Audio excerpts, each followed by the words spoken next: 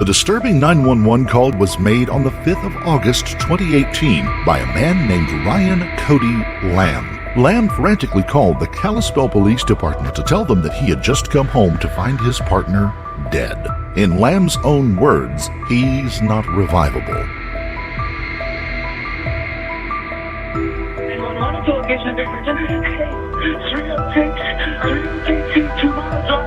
My boyfriend's unresponsive. He has some post wounds inside of himself, and he's laying. I put him in the shower to revive him. He's unrevivable. Please help me. Please leave the actors. I need the actors. What do I do? Help you. No, I need my boyfriend. You can't happen. I don't know. I can't move in so much blood. The Kalispell Police Department quickly made their way to the apartment complex in Flathead County on 2 Mile Drive, where the call was made. After arriving at the scene, the officers found 31-year-old Ryan Edward Nixon dead in the bathtub.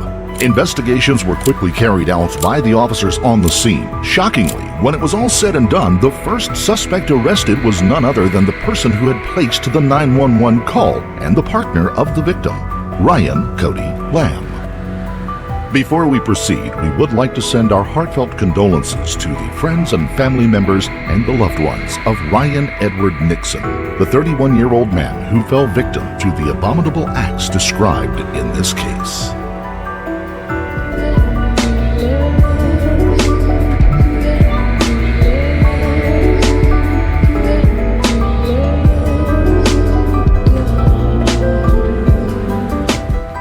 Our case begins during the early morning hours of Sunday in Kalispell, Montana. At 3:30 a.m., the Kalispell Police Department took Lamb into custody. I need you to come with me. Gee. What are you doing? Gee.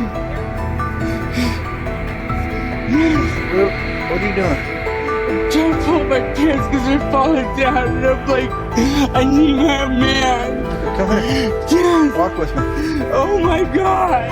Who is that guy to you? That's my husband. That's your husband, okay. Yes, I just got off of work like 30 minutes ago. Okay, where do you work? I work at the Rivals. Yes. Oh, Rivals? Okay, Yes. stand right here for me. Yes. Oh my gosh. Face my car. Yes. Face my car, thank you. Oh my goodness. No, baby. Oh my gosh, please. He's in there. 58. What's that? It's Struble. So have a seat for me. That's my partner, Struble. Can I please? I need a cigarette. I need a cigarette. Anything. I just walked home. I just got off the clock. What's your name? Ryan. Ryan, what's your last name, Ryan? Lamb. Lamb. Okay. No, I need to check on my husband. No. Please. Not right Please. now. What do you mean not right now? We're gonna send medics in. No. What do you mean? We're sending the medics in. Please, Okay. Ryan, please. We're gonna do everything we Oh can. my God, I tried everything, please. Yeah, Please. What do you mean you tried everything? I tried some CPR, I tried breathing, and then I ran to the gas station to go for help. We don't have a phone. Yes. Do you have any weapons on you, Ryan? Absolutely not. I have a money. Oh my gosh. Tell me. Can I please Turn this way. I'm sorry, that's my husband. Please. I just came home like 20 minutes ago. No. You just came home 20 minutes ago? What time is it? About 3:45.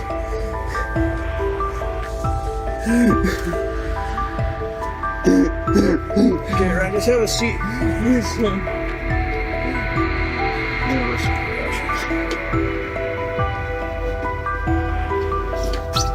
Oh my God, my husband.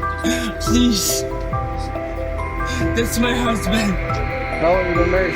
3 years, please. I just came home.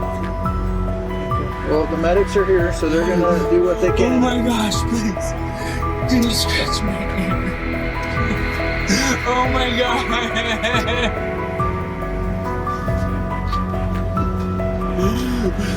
I slapped him and he went right. breathe. And he tried chest compressions and he wouldn't breathe. And I tried to breathe into him and he wouldn't breathe. Like, Okay. So Ryan, here. my parents were at the hospital. Like, this is.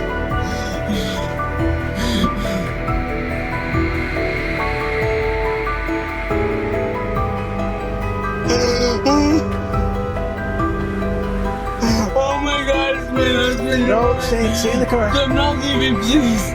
Please, tell me. Tell you what. The medics are in there right now. I can let you know when I know, but I've been dealing with it. After seeing the body cam footage of Lamb's arrest and his mortified and distraught reaction to Nixon's state, I'm sure you're all wondering why they put him in handcuffs.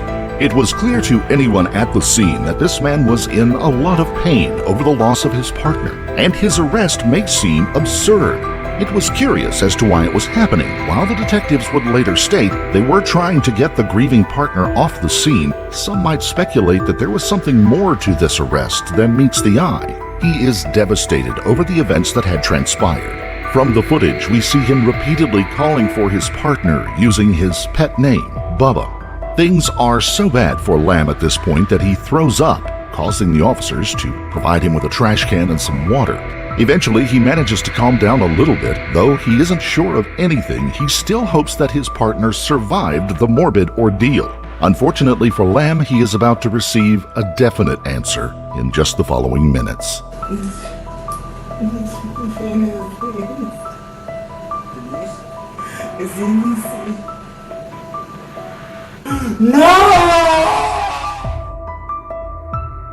News of his partner's death sends Lamb into an even more traumatic state. Once again, it's pretty hard to see exactly why the Kalispell police arrested this man in the state that he was in. It is generally true that detectives look at the partner first, but there was something very odd about Lamb's prolonged detention. There are many unanswered questions and confusing situations already, but the burning question on everyone's mind is, why did the Kalispell police continue to detain the grieving partner of the now deceased Nixon? While it wasn't clear at first, the answer would be revealed during Lamb's intense and dramatic interrogation. The initial stages of Lamb's questioning proved difficult for the Kalispell officers. Lamb continues to live in denial about the death of his partner.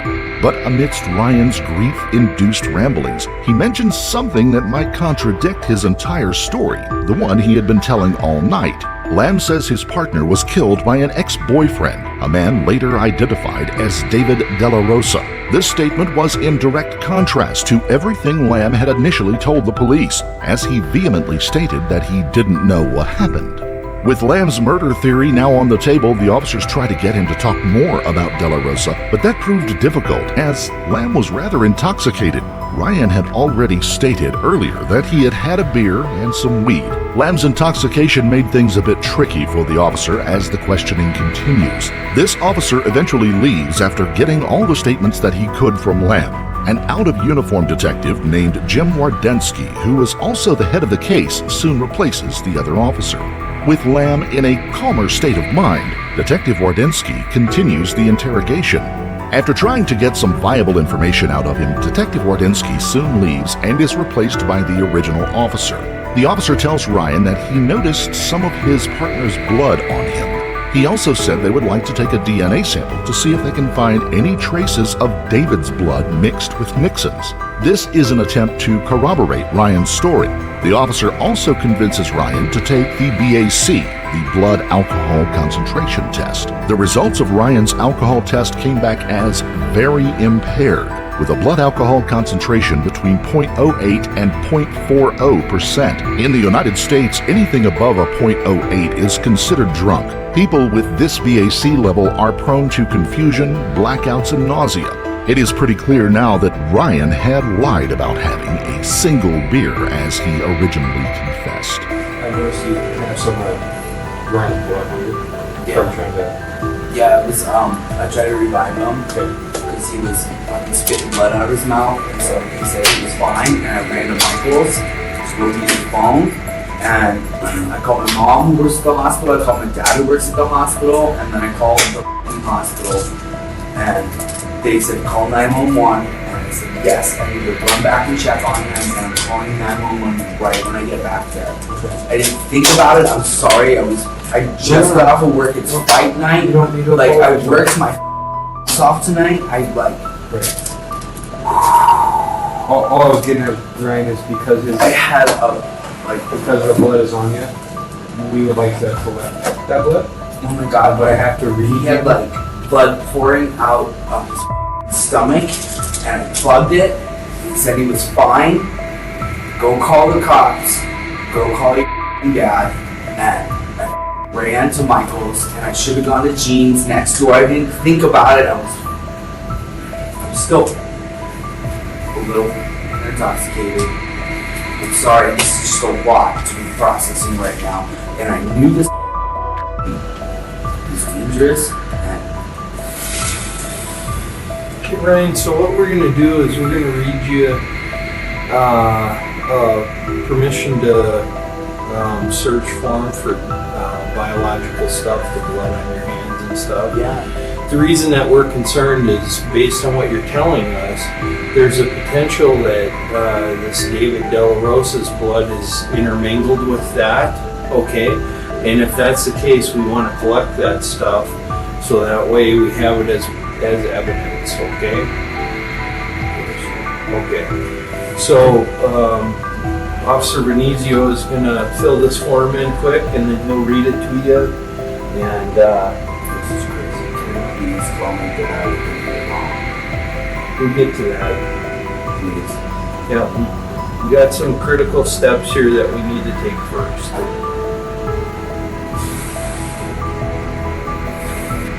Well, that's kind of why we wanted the breath sample from you to determine how much you had to drink tonight to see. You want to try that again? The PBT breath sample? Yeah, I mean like pint of vodka and 2 tall beers maybe, and whatever they gave me for the rest. And that's when I made it home. After the Michael's where I tried to buy it. God, no. Here you go, Ray. Deep breath. Hey, so we're gonna straw and blow. Take your breath. Okay. I'll let you know. Please call me back. Yep, we'll get to that. 0.16. What is it? 0.16.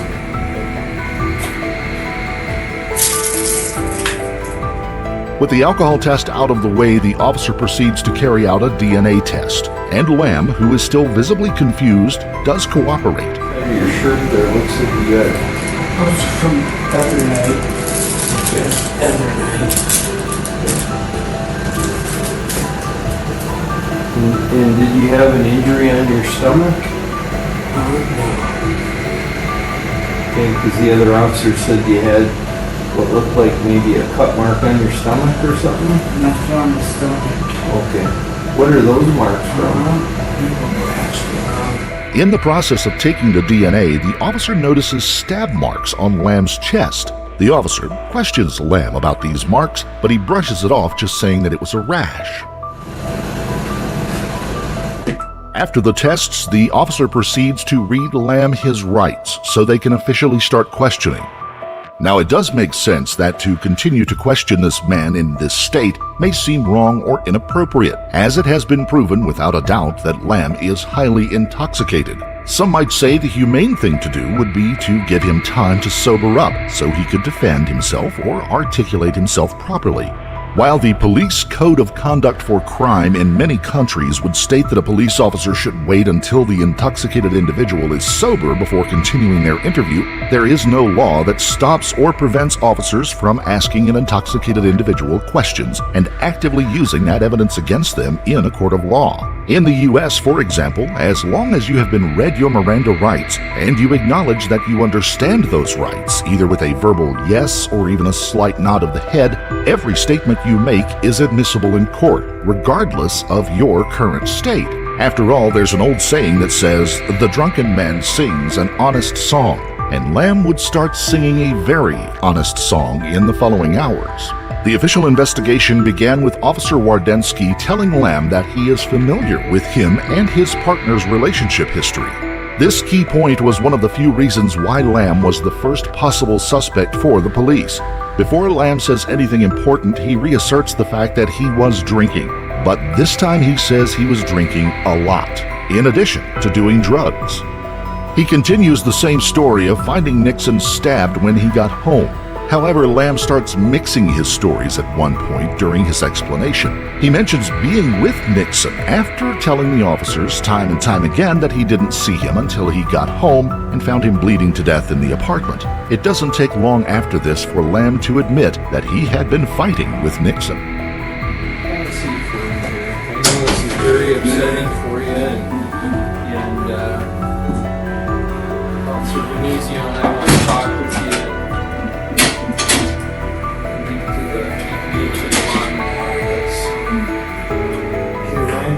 Like I shadowed with you earlier, we have a process that we have to go through in order for us to get to the bottom. So I'm going to read you a what's called Robots. It has started with here, just knowing what I'm talking to us. Oh my God. We don't know what this Oh my God. We don't. And Ryan, here's the thing, okay? Is that we have to be cautious because I've dealt with you and Ryan before when you guys have had experience. Okay.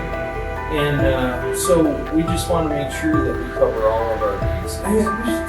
You know, and certainly, you know, as if it were my significant other, that something bad happened to, I'd want to do everything I possibly could to help out, right? I just want to get out of here. Well, we don't want that. That's our job, okay? Let me read this to you. You can help us. So this says, I do hereby make the following statement to Officer Benizio and Wardensky of the Kalispell Police Department, knowing that I may have an attorney in my behalf present and that I do not have to make any statement or incriminate myself in any manner. I make this statement voluntarily and by free will, knowing that such statement will later be used against me in any court of law. I declare that this statement is made without any threat, coercion, offer of benefit, favor, or offer of favor, leniency, or offer of leniency by any person or persons whomsoever. Do you understand that you have the right to remain silent? Looking for yes or no to understand you have the right to remain silent. You understand that you have the right to talk to a lawyer for advice, that if you cannot afford a lawyer, one will be appointed before you ask any questions that you wish, and that you have the right to have the presence of this lawyer while you question. You understand those things? Yeah. You understand that any statements you make or anything you say can be used against you in court of law? Yes, sir. Yes, sir. You understand that if you decide to answer questions now without your present, you will still have the right to stop answering this question at any time. And that you also have the right to stop answering it until you talk to the lawyer. Understand these things? Yes. Right, and the last one says, I understand the above and am willing to make a statement. Thank you. Thanks for being willing to talk with us. Of course, like I know. Like I just want to be out of here like with this person. You guys are gonna do enough to him. You guys are enough. So Ryan, I know that you've told the other officers kind of what took place, but I'm sorry I wasn't there for that. Can you tell me from start to finish? And you were at work? It was about Okay. Okay. Okay. Okay. So I found out extra What time did you leave work? I think we talked about it about 11. Okay. And I went 8 until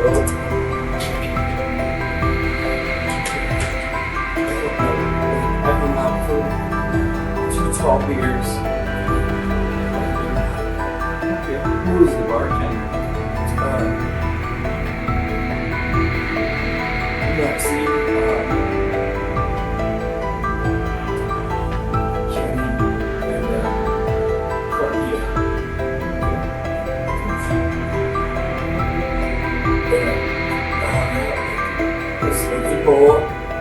for him. Sorry. No, we're not worried about that right now. And then what happened?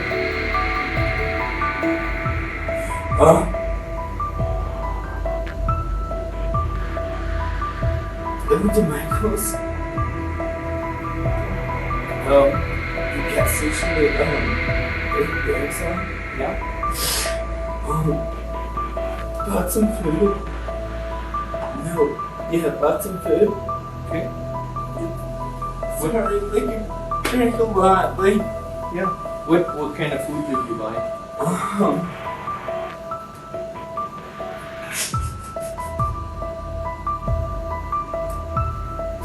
I bought some tea. I think some donuts. And some chippies. Some Ryan likes. Okay. He really likes chippy sticks. Yeah. And then I went over to the hotel to see who was working. Yeah. Took a few more, I'm sorry. You're 21, right? You can drink.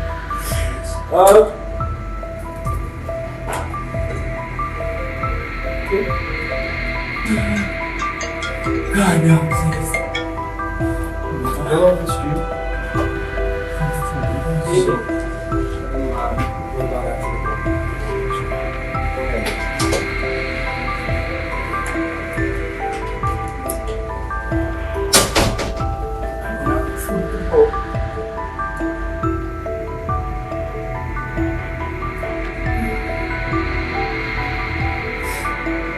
You got prosecuted.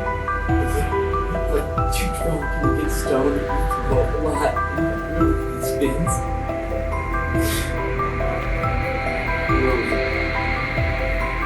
It's just something cool does stuff.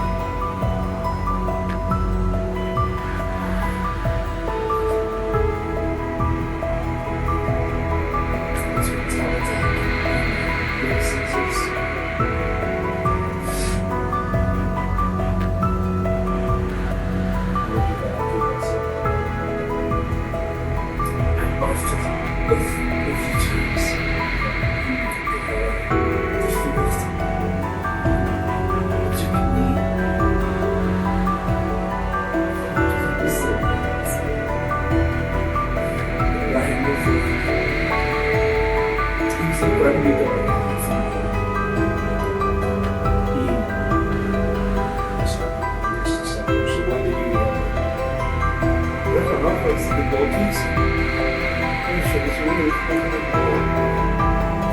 Really sorry, like,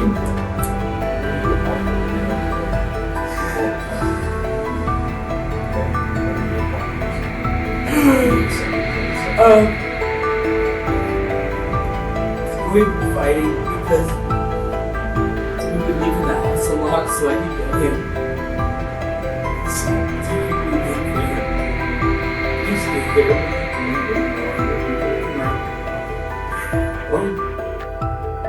After about an hour and 30 minutes into the interrogation, after Lamb's repeated statements, the officer changes the subject back to the marks on Lamb's chest. Lamb tells the officer a completely different story from the one he had told before. These marks were no longer just an old rash. Lamb says that he got the marks during sex that he had had yesterday morning with Nixon. The officer says the marks look like they were from a fork, and then proceeds to ask Lamb about his sex life. Tell me more about the marks on your chest there and your stomach. Can you unbutton your shirt so I can see that? What's that from? It looks like a fork. Yeah. What's it from? Well, it's really about good sex. Good sex. Okay. Sex.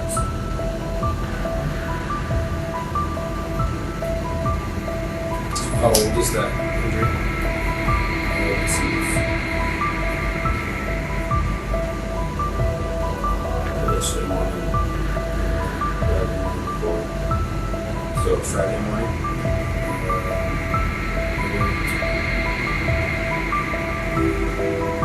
What are the pros of that?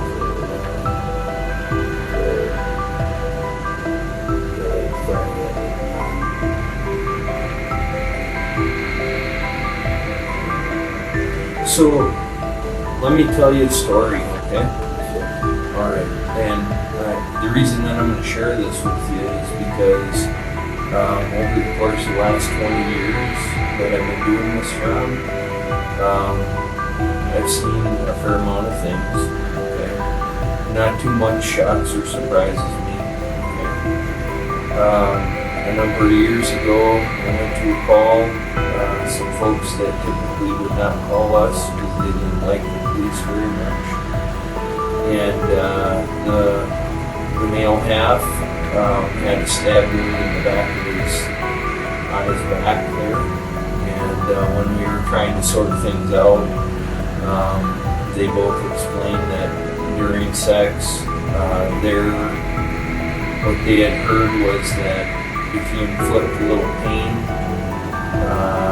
during the sexual encounter, that it intensifies things. Okay. So we like to put belts around each other's necks and fuck it. Sometimes we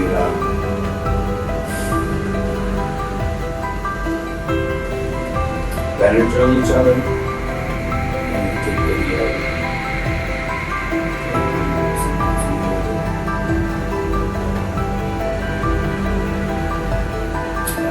Immobilize like completely extreme.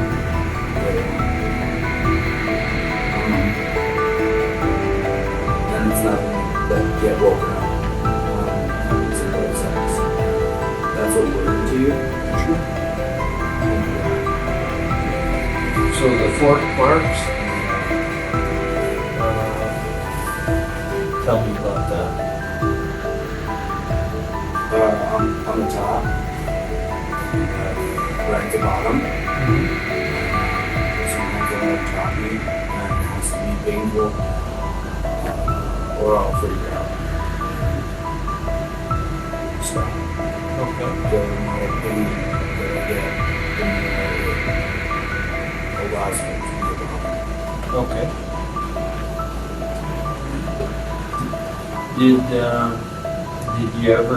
Did he want pain ever? Or? aside from a rough fucking, there needs to be. Lamb's facade slowly begins falling apart. He contradicts himself and lies numerous times. The Kalispell police now know they are getting closer to the truth. At this point, things start to get a little bit ugly for Lamb as the officers tell him they have already reviewed the security camera tapes at the apartment complex, and while Lamb was caught on camera, David, the man he claims to have been the person behind all of this, was not. It turns out that David De La Rosa was sleeping in his home in Libby, Montana, a city about an hour and a half away from Kalispell. Officers finally decide to tell Lamb their theory on what they believe may have happened that morning. But Lamb, who is beginning to sober up, sticks with his old story, albeit with some minor changes. I think that probably you guys had an argument. Because of the alcohol consumption and maybe some other factors, things got way out of hand.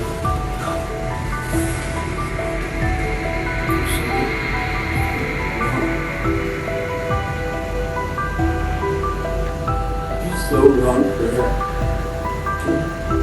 And then help me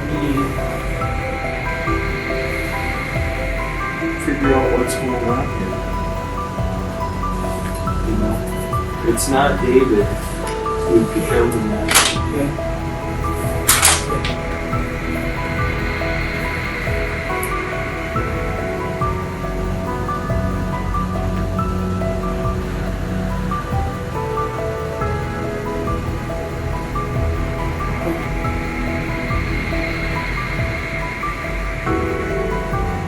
So help me figure out what took place. If it's not you and it's not David, We literally separated. Old dust were my clothes. He walked home. I went into my living room one food.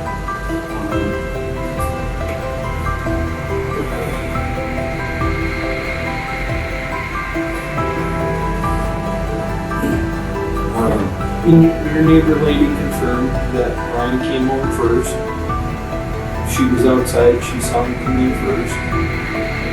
And then I came home and seen blood on the patio thing, and the door was open. I went in, and he was bleeding. He was sitting there. He gets all the laundry against that wall that separates the kitchen from the living room.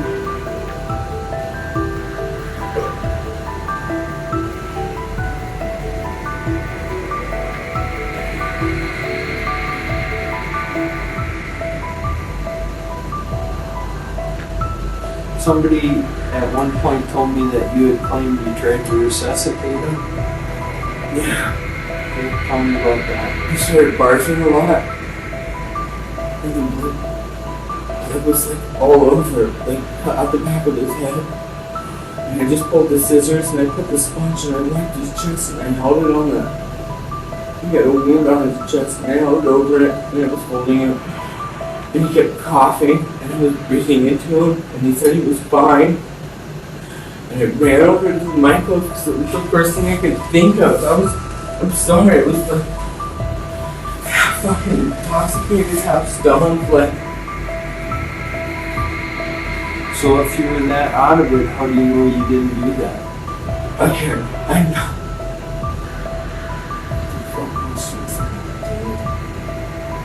It's a legitimate question. I guess so. Because I love my husband so fucking much, and I want him. I don't doubt any of that, Ryan. I don't doubt any of the stuff that you're telling me, that you say you saw the blood, you had a cut on the back of his head, you pulled the scissors out, you put the sponge on there. I don't doubt any of that stuff. Because I remember walking home, I remember like, seeing this stuff, I remember talking to Ryan, like, panicking, and like, what do I do? He said, go call for help. And I said, do I call my mom? I said, call your dad. And he was fine, like he was fine. He was barfing and he was fine. And I left the sponge with him. And I ran to f***ing Michael's. I put on that TP shirt, I put on the shoes, and I ran to f***ing Michael's.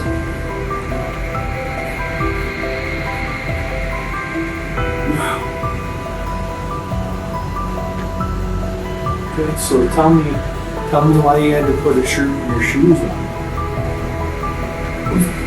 I didn't know how to panic. I didn't have shoes on, so I slid my shoes on. And the TP shirt I was already wearing, it was unbuttoned, and I took it off when I got there. And I ran up to him.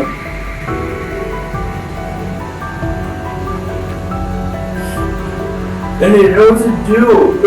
I didn't know what to do. I've never seen this shit before. Just bleeding from the back of his head really bad, and I pulled those scissors out of his tummy.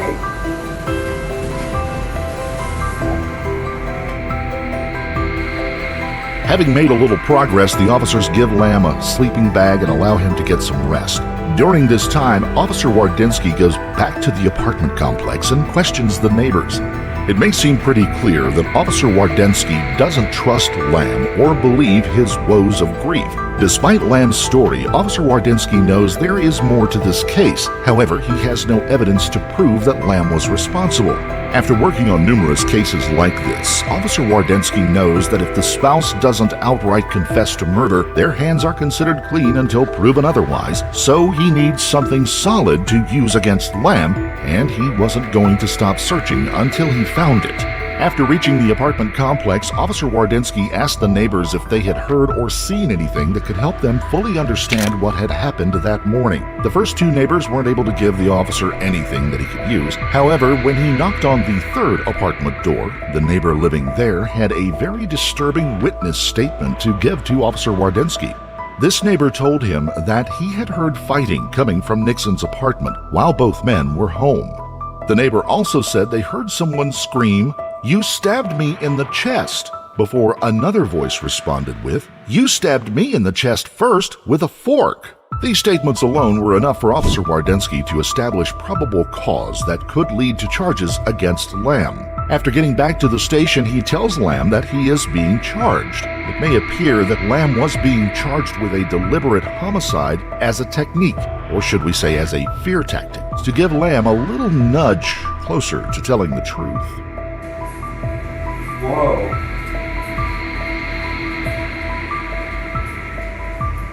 Whoa. No fucking way. Oh my gosh.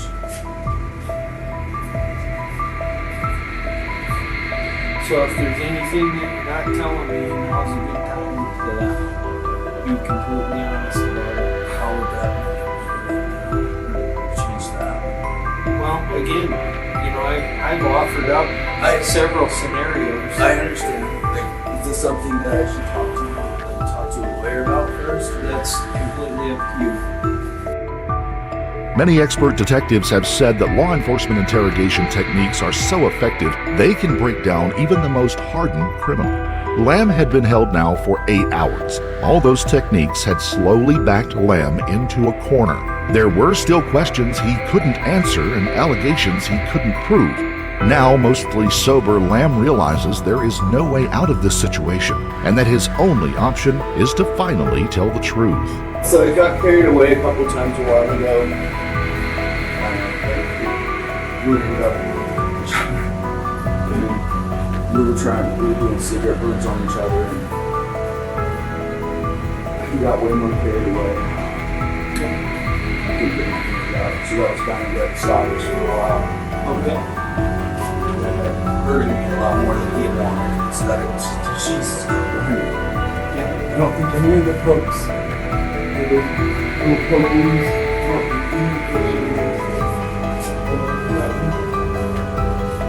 So the scratches on his arms, there was like 2 or 3 scratches on his arm here.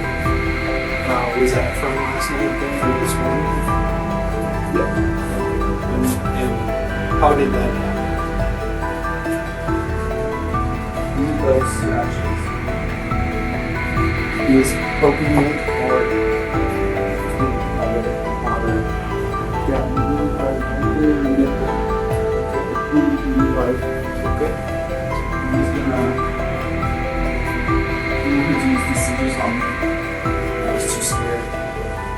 He poked. One on the nipple,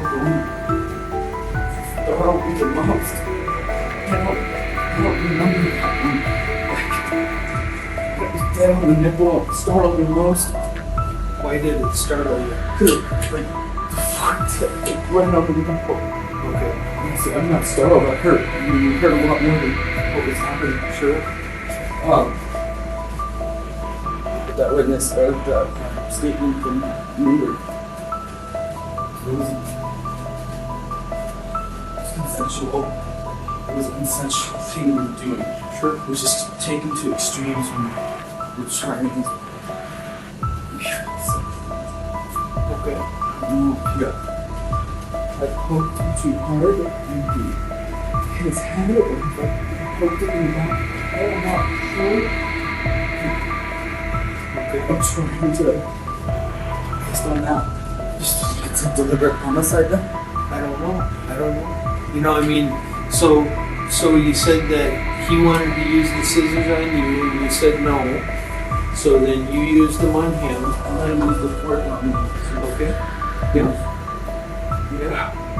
Okay. And then you used the scissors on him. And where did you said that, where did you poke him at with the scissors? With the first one. Okay. Yeah. Okay.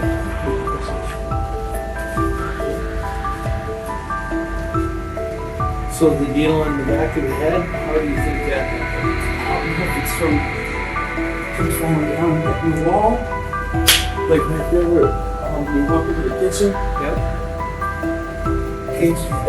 Like I'm really trying to. No, I get it. So what kind of clothing were you guys wearing? Yeah, it's underwear on. I have basketball shorts. The ones you got on now? So how did the blood get out by the front door?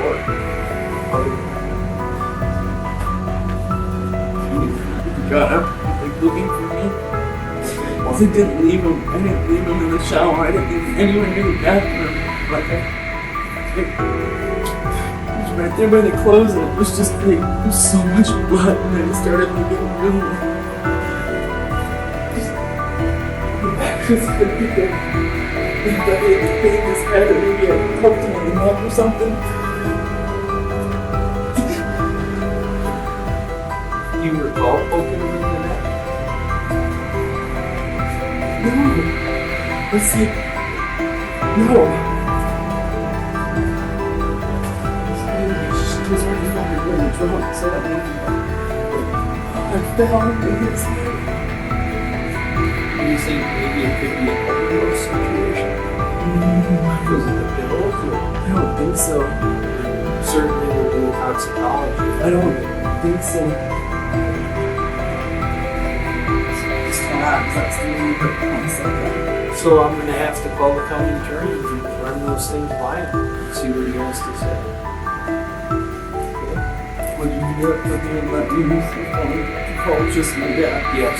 Just my dad. I might have to call my aunt because Yep, that's fine. they're traveling together That's right now. But Yep. Do you know what happened to the scissors? I really don't. Like, I really don't. How about the fork? It's in the apartment. Okay. Do you remember what the scissors looked like? They were they have like whisper ones. And I saw those in the bathroom, but they had some like black stuff on them or something. It wasn't like blood. It was like maybe you'd been using it to clean out a pot pipe or something. You know, like, Those are the only they were pretty small. A little boy blue, black and blue, but it's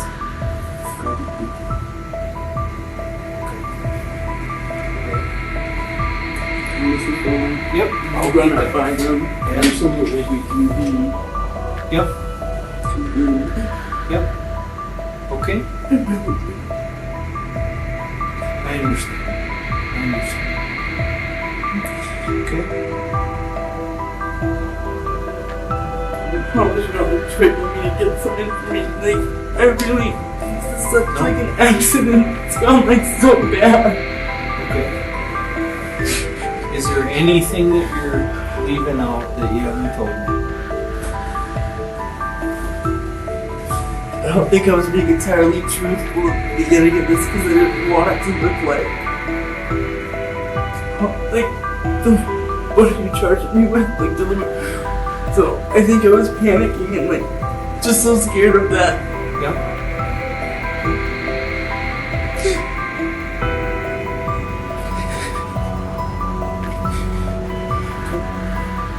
So how did the glasses get broke that were on the floor? Did the TV get tossed and all that? Oh, the TV was off by the time off the thing by the time I got in. So I was behind, like I came into the apartment and 15 minutes to get me up and locked it up. Okay. We were just frisky, but the TV was already down. Okay. The glass got broke. And I was not involved in 911. Just running in and out of the house. Okay. There were two broken glasses. I think they were Highland or whatever weird. Yeah. Yeah, so those were right in front of the TV this morning on the side of it. Okay. But the TV was knocked off when I got near the glasses were, and I think I knocked those down. You could take that picture. The ball that was laying over there.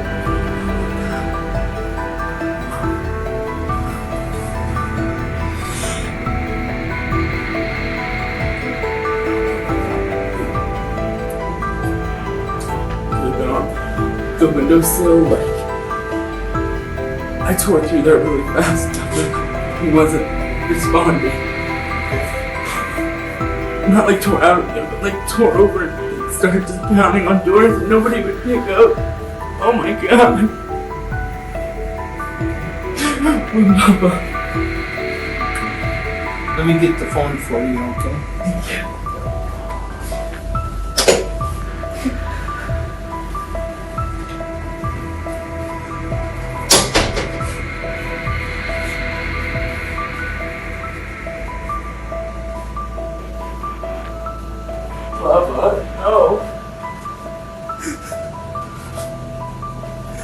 It takes the Kalispell Police Department over 9 hours, but Lamb finally confesses. Studies show that a large percentage of sex-related homicides are very difficult to prove or define, which is why the Kalispell officers took their time in breaking down the case.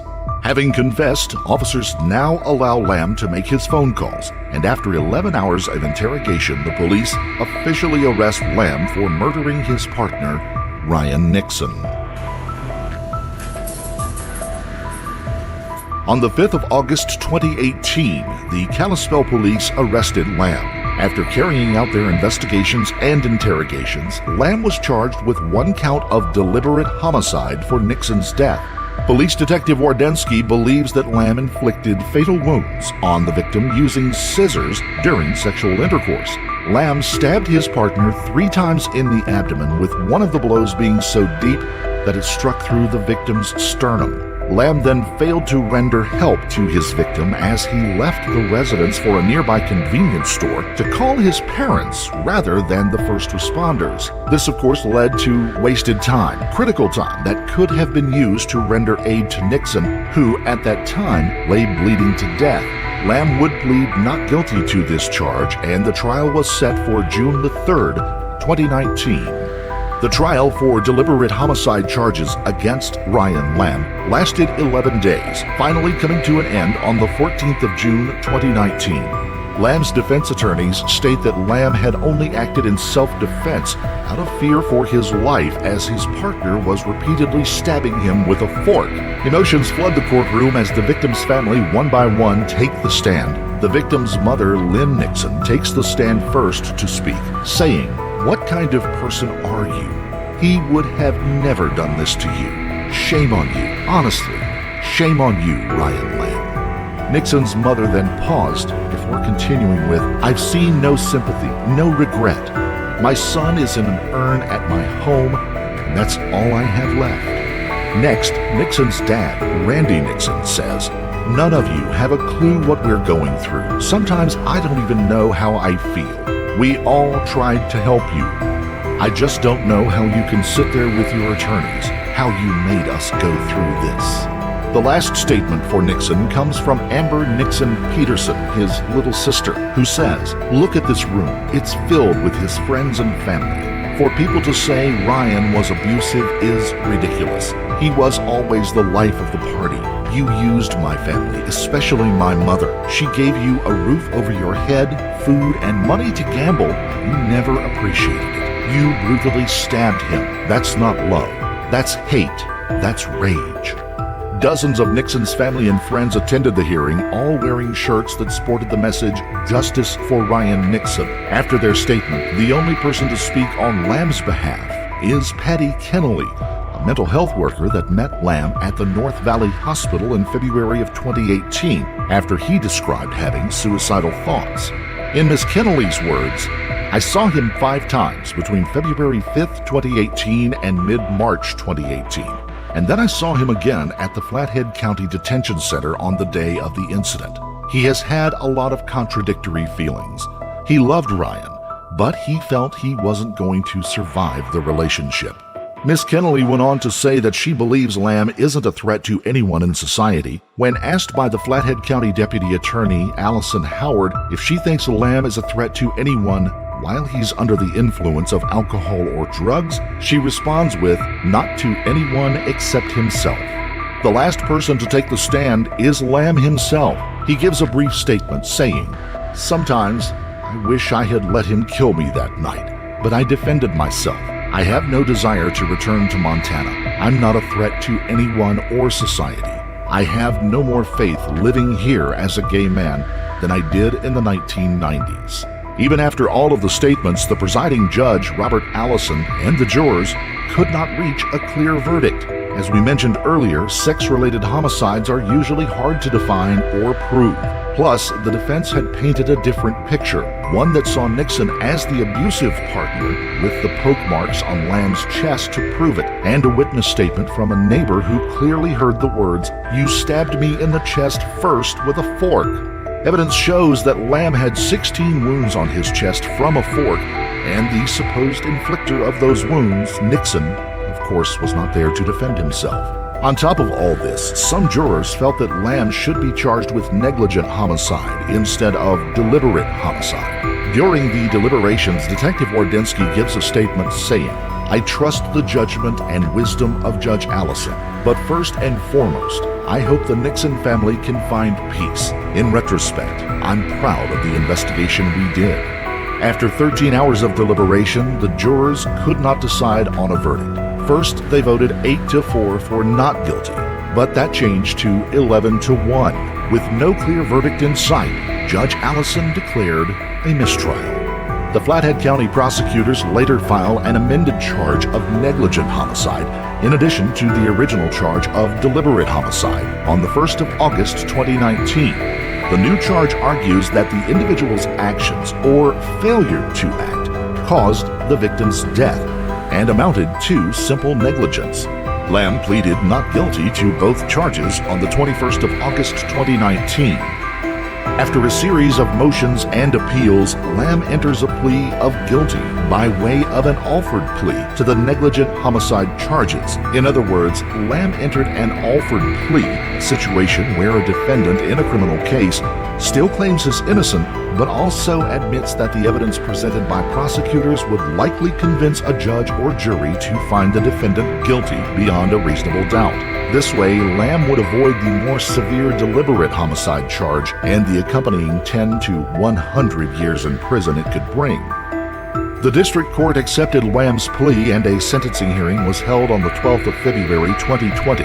The court sentenced Lamb to 10 years in prison. As of today, Ryan Lamb is living out his 10-year sentence in Montana's state prison for Nixon's murder. At the end of the day, it was pretty clear to see why both the jurors and the presiding judge could not reach a definite verdict for this particular case. Just like his defense, a lot of people believed Lamb had acted in self-defense. And just like the prosecutors, others believed Lamb was an abusive and depraved killer who stabbed his partner to derive some morbid form of sexual pleasure. As for which side to believe, we'll leave that up to you. Tell us if you believe Ryan Lamb is guilty or innocent in the comments.